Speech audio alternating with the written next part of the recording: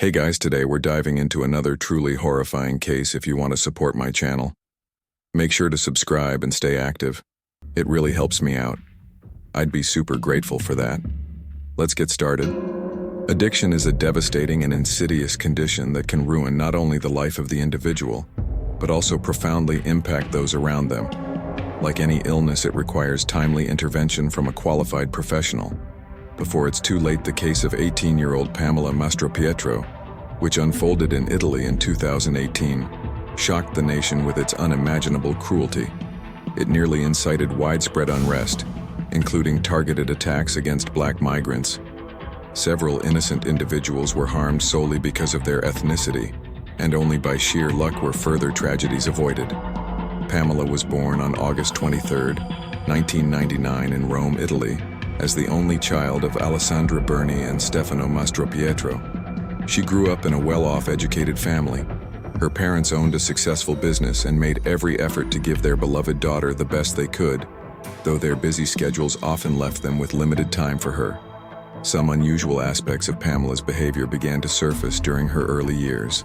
She was extremely shy, reserved, and avoided social interactions. Her parents didn't see these traits as a cause for concern, believing she would grow out of them once she started school and made connections with others her age. However, as Pamela grew older, the issues only became more pronounced during her school years.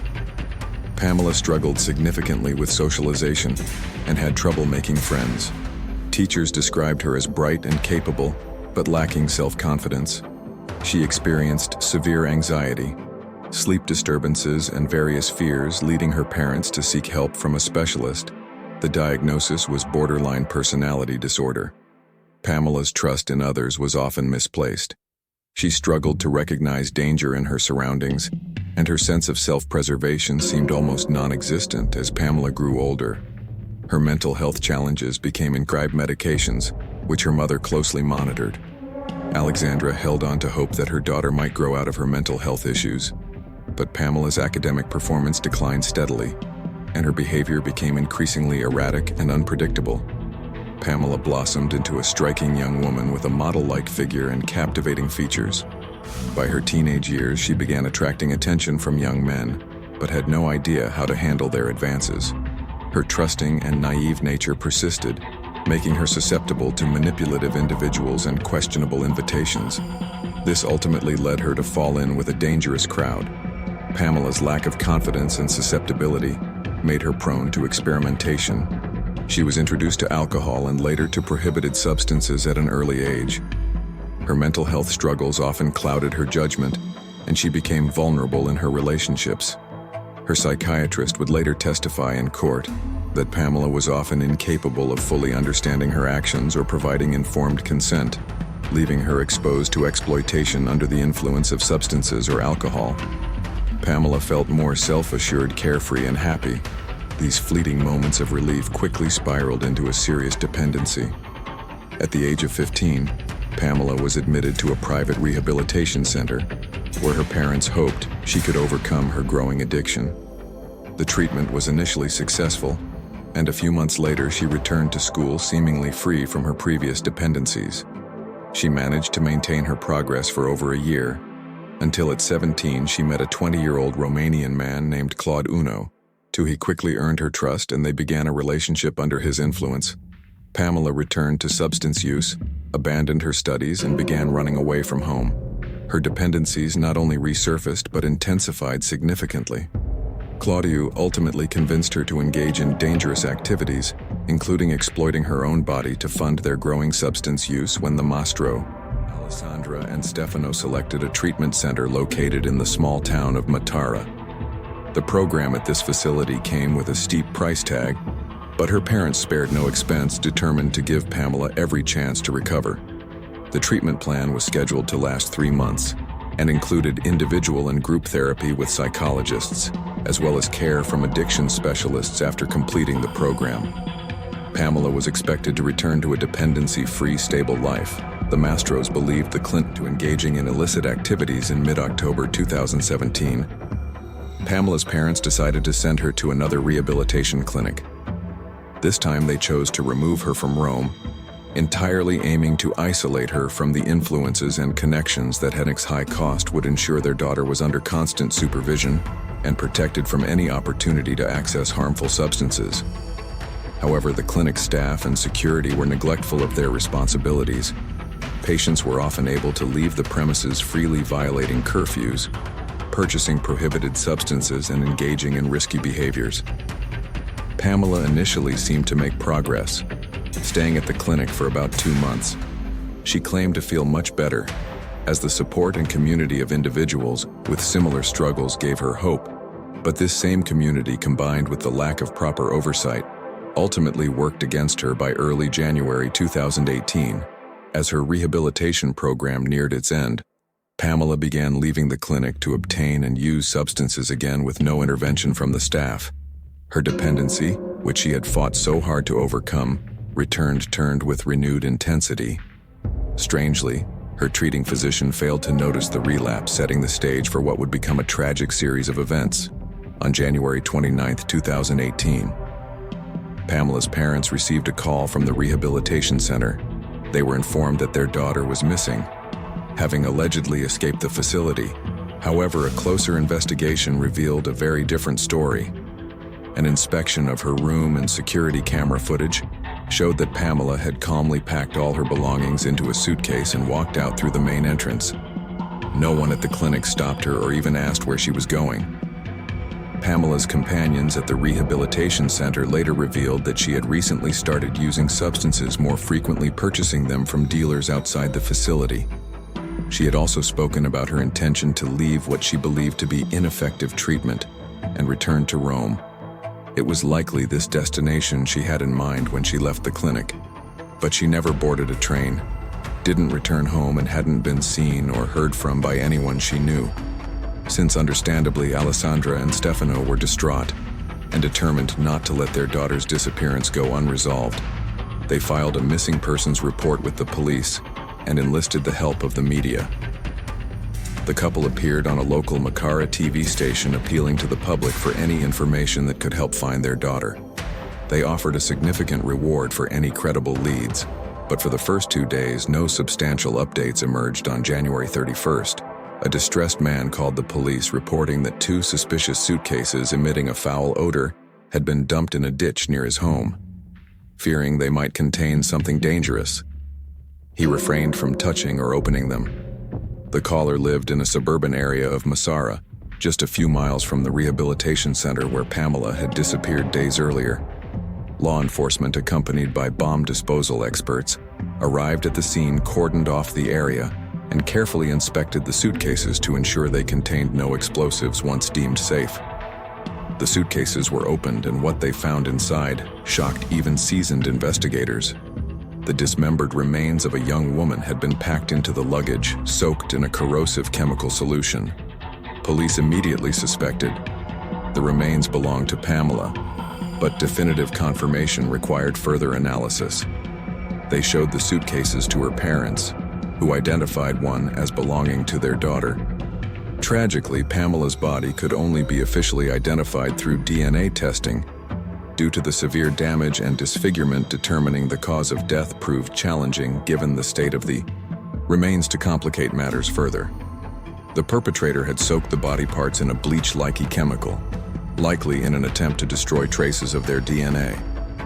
This process had caused the horrid stench of decomposing tissue mixed with harsh cleaning agents that initially drew attention to the suitcases. The next step for investigators was to trace Pamela's movements after she left the rehabilitation center. Security footage from street cameras showed her walking toward a nearby public transportation stop, where she appeared to be flagging down passing vehicles. About 15 minutes later, a taxi pulled over. Pamela exchanged a few words with the driver before getting into the car. The trail of the car Pamela entered went cold after it left the range of the street cameras, but investigators managed to identify the vehicle's license plate. The taxi driver was located shortly after, and upon seeing Pamela's photo, he immediately recalled her. His account of the night added a new layer to the investigation. According to the driver, a young woman with a suitcase had approached him at the bus stop that evening, asking for a ride to the train station. She planned to travel to Rome, but the train had already departed. and she intended to spend the night at the station waiting for the next one. The driver admitted that he offered to take her to his home instead, and to his surprise, she agreed without hesitation. He confessed that they engaged in intimate relations, claiming it was entirely consensual. The next morning, Pamela reportedly felt unwell and asked to be dropped to a secluded place to use them. He said he invited her to his home, and she agreed. On their way to his home, Pamela and Innocent stopped at a pharmacy where she purchased a syringe once at his apartment. Pamela took the first dose but complained that it didn't have the desired effect. She asked for more, but with no money left, she allegedly offered to pay Innocent with physical intimacy. He agreed after the second dose. They were intimate, but shortly afterward, Pamela began gasping for air, experiencing convulsions, and lost consciousness. Within minutes, she showed no signs of life. Innocent claimed Pamela had died from an overdose. Panicked and fearing that the blame would fall entirely on him, he decided to dispose of her body. He explained that cutting it into parts, placing it in suitcases, and discarding it outside the city seemed like the best plan. At the time, he used chemicals to destroy his DNA, believing no one would accept that their intimacy was consensual and initiated by her as payment for the substances. When asked about the involvement of his associates, Lucky and Desmond, Innocent changed his story. He alleged that they had arrived at his apartment shortly after he and Pamela had taken the substances. He claimed he passed out, and when he woke up, his friends told him Pamela was dead. They allegedly proposed disposing of her remains by dismembering and packing them into suitcases. Verifying Innocent's statements proved difficult, as he had indeed destroyed much of the evidence. However, investigators soon discovered critical new clues. Innocent had overlooked one detail: the victim's hands. Forensic experts found traces of his skin cells under Pamela's nails, indicating that she had fought back and scratched her attacker. As for Desmond and Lucky, they denied being at Innocent's apartment during the crime. Both provided alias linked to their illicit substance trade, reasoning that such confessions would result in lighter sentences compared to being charged with assault or involvement in a violent crime. Their alias were corroborated, but questions remained about their knowledge of the gruesome contents of the suitcases they helped transport. While all three suspects were in custody, forensic teams continued examining P's remains to determine the cause of death. Toxicology reports revealed high levels of prohibited substances in her system, but the amounts were not fatal and unlikely to have caused her death. Further examination uncovered 2 penetrating wounds on her right side inflicted while she was still alive. Her liver had sustained severe damage, and it was evident that she had died from these injuries due to significant blood loss. The dismemberment occurred several hours after her death. During subsequent interrogations, Desmond and Lucky admitted that Innocent had spoken to them about a woman whose incapacitated state he had taken advantage of while she was unconscious from substance use. They believed this woman was Pamela, but claimed they had no knowledge of what happened to her afterward. For over 6 months, the investigation into Pamela's death made little progress. Authorities lacked sufficient evidence to bring the case to trial. Even as Innocent Osal remained the prime suspect, in a bold move, investigators planted an informant in his cell to gain his trust and extract a confession. The strategy worked. Innocent struck up a friendship with his cellmate and eventually admitted that he had noticed an attractive young woman behaving strangely in the park. According to him, she was so trusting that she agreed to accompany him to his home and accepted substances from him without questioning their contents. When the woman became unconscious, Innocent decided to exploit her vulnerability, viewing it as payment for the dose since she had no money. However, Pamela regained consciousness, began to resist, scratched him, and threatened to call the police. This enraged Innocent, who grabbed a knife and stabbed her in the liver. Moments later, Pamela became still and appeared to stop breathing, assuming she was dead. Innocent quickly devised a plan to dispose of her body in a suitcase, realizing the body wouldn't fit. He decided to dismember it, as he started with her limbs. Pamela unexpectedly regained consciousness, screaming and crying for help, panicking. He stabbed her again in the liver, this time delivering a fatal wound. The informant recorded Innocent's confession, making it a pivotal piece of evidence. The informant later became a key witness during the trial. Additionally, Lucky Almo came forward revealing that Innocent had called him presumably during the attack, asking for help disposing of trash. Lucky admitted hearing faint cries in the background, but dismissed them as noise from the television. The trial for Innocent Osal Desmond Lucky and Lucky Ayalo began in the spring of 2019.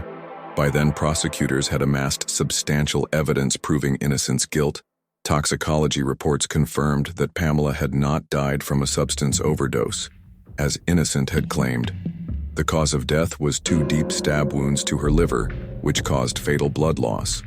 Furthermore, forensic evidence revealed that the dismemberment began while she was still alive in May 2019. Innocent Osal was convicted of committing non-consensual acts of an intimate nature against Pamela, who was in a vulnerable state due to her mental health and substance use. He was also found guilty of a violent crime, desecration of her body and attempting to destroy evidence. Innocent received a life sentence without the possibility of parole. All his appeals were subsequently denied. The case sparked widespread outrage in Italy and beyond, reigniting debates about immigration, criminal justice, and protections for vulnerable individuals. Innocent actions, coupled with the circumstances of his undocumented status, fueled public discourse about the responsibilities of host nations in managing migrant populations and addressing systemic failings that enable such crimes. There was no direct evidence linking Desmond or Lucky to the violent crime, so they were not considered active accomplices. However, the court determined that they likely knew what was in the suitcases and understood why Innocent Osali had asked them to transport and discard them in a ditch outside the city. Despite this, they were only convicted of distributing prohibited substances and were each sentenced to 5 years in prison. The case of Pamela Mastro Petro garnered extensive media coverage and sparked a wave of public outrage directed at black migrants. In one particularly shocking incident, an Italian man named Luca Traini armed himself with a handgun and began shooting at a bus carrying African passengers. 6 innocent individuals were injured, and it was only by sheer luck that no lives were lost. Trainee was arrested and admitted that his actions were an act of revenge. Though he denied any guilt, he was later convicted and sentenced to 12 years in prison. Thanks for watching, everyone. Your support means a lot to me, and you can help my channel grow by hitting that like button, dropping a comment, and sharing this video. Your engagement really makes a difference. See you soon.